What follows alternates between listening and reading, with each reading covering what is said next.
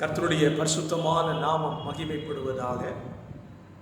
ஆசீர்வாதமான ஒரு நல்ல காலவெளியிலேயும் அனுதின மன்னா என்கிற வேத தியானத்தினால் உங்களை சந்திப்பதிலே மிகுந்த சந்தோஷம். இந்த நாள், இந்த வாரத்தினுடைய வெள்ளிக்கிழமை தினம் அன்று உங்களோடு கூட கர்த்தருடைய வார்த்தையை சொல்வதில் மிகுந்த சந்தோஷம் அடைகிறேன். ஆவியானவரை குறித்துள்ள தொடர் தியானம் உங்களை உற்சாகப்படுத்தும் என்று கர்த்தருக்குள் விசுவாசிக்கிறேன். இந்த காலவெளியிலையும் ஆவியானவர் உள்ளே இருந்தால் அவர் என்ன செய்கிறார் என்பதை நாம் தியானிக்கலாம். ஏசாயா 61:3 ஒடுங்கின ஆவிக்கு பதிலாக துதியின் உடையை கொடுக்கிறவர் ஆவியானவர். ஆவியானவர் ஒரு மனிதனுக்குள்ளே இருந்தார், ஒரு தேவ பிள்ளைக்குள்ளே இருந்தார். அவன் ஒடுங்கின ஆவி உடையவனாய் இருக்க மாட்டான், அல்லது துக்கம் நிறைந்தவனாய் இருக்க மாட்டான். எப்பவுமே ஆண்டவரை துதிச்சுக்கிட்டே இருக்கிறவன் தான் பரிசுத்த ஆவியானவரை உடையவன். ஆண்டவர் தன்னுடைய ஜனத்தை ஏற்படுத்தின நோக்கத்தை சொல்லும் போது ஏசாயா சொல்வாரு, இந்த ஜனத்தை எனக்கென்று ஏற்படுத்தினேன், இவர்கள் என் துதியை சொல்லுவார்கள் என்று சொல்லுகிறார். அப்போ பரிசுத்த ஆவியானவரை உடைய ஜனம் ஆண்டவரை துதிக்கிற ஜனமாக இருக்கும். எப்போவுமே சிலர் பார்த்தீங்கன்னா எப்போவுமே பாட்டு பாடிக்கிட்டே இருப்பாங்க. எங்களுடைய சபையில் ஒரு சகோதரர் இருக்கிறார். அவரை குறித்து அவரே சொன்ன சாட்சி.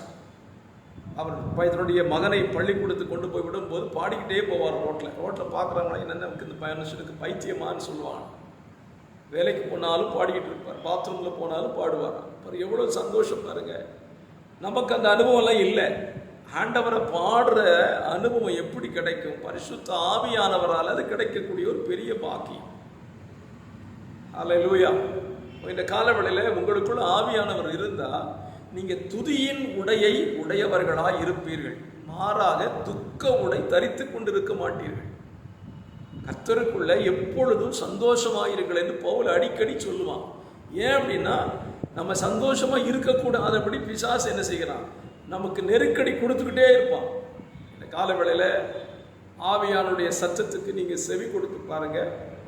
ஆவியானவர் உங்களை பலப்படுத்துகிறதை எங்களால் பார்க்க முடியும்.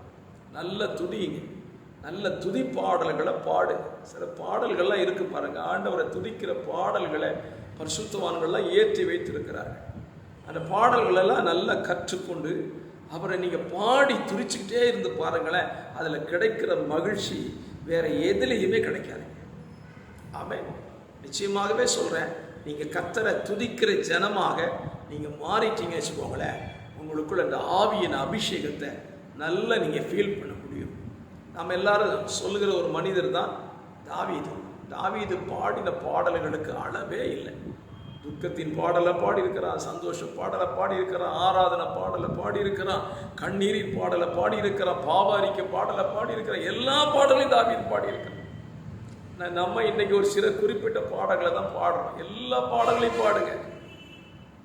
பாடலுடைய நோக்கம் என்ன? தேவன் மகிமைப்பட வேண்டும். அதற்காக தான் நம்ம பாடுகிறோம்.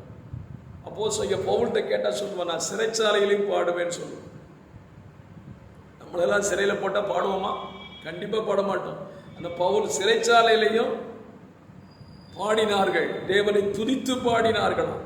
என்னை கேட்கிற கர்த்தருடைய பிள்ளைகளே, உங்கள் சூழ்நிலை வேணால் வித்தியாசமாக இருக்கலாம், ஆனால் துதி வித்தியாசம் இல்லாத.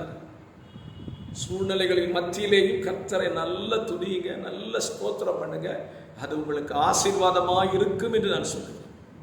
ஆமென். அப்படி இந்த நாளில் செஞ்சு பாருங்களேன். இந்த நாள் முழுவதும் கர்த்தரை நல்ல பாடி துதிச்சுக்கிட்டே இருந்து பாருங்க. ஒரு தேவ சமாதானம் உங்களை நிரப்பி இருக்கும். ஜெபிக்கலாமா?